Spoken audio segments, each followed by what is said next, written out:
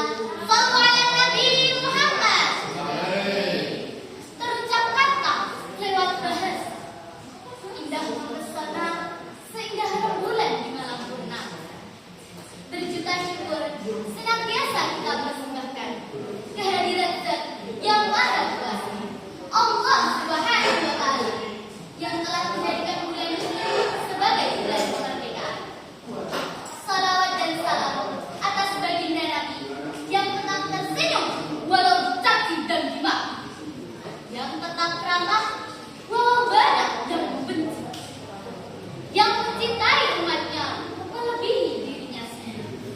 Beliaulah Nabi Agung Muhammad Sallallahu Alaihi Wasallam, pemimpin semesta alam, pembawa syariat Islam dari zaman jahiliyah menuju zaman Islamnya, dari zaman Allah hingga umatnya naik mobil Toyota, bahkan pesawat.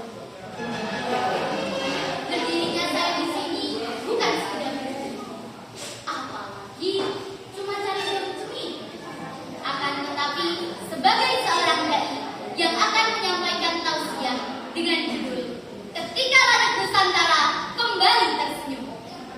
Dewan juri yang dirahmati Allah, pernahkah kita membayangkan bagaimana wajah negeri ini sebelum mentari kemerdekaan terbit?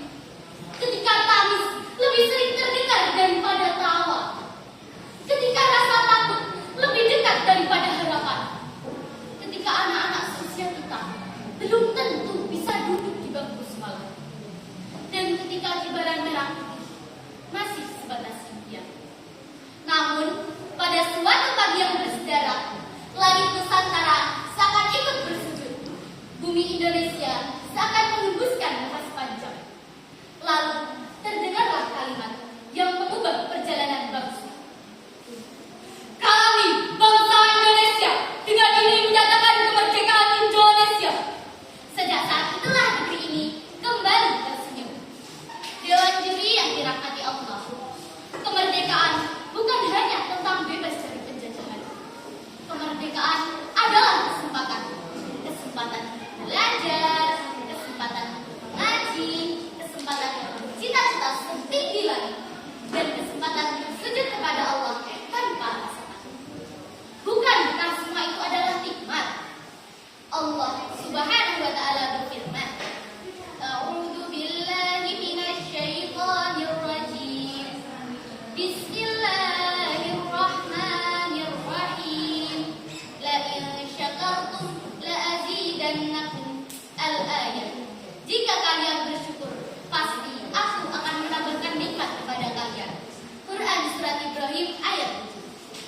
Maka jika kita bisa pergi ke sekolah dengan seragam yang rapi, jika kita bisa membaca Al-Quran dengan tenang, jika kita bisa bermain dengan riang, itulah bukti bahwa Allah masih menyelimuti bangsa ini dengan nikmatnya. Lalu, bagaimana cara kita mensyukuri nikmat tersebut? Apakah cukup dengan memakai baju seragam? Apakah cukup dengan mengikuti lomba 17-an?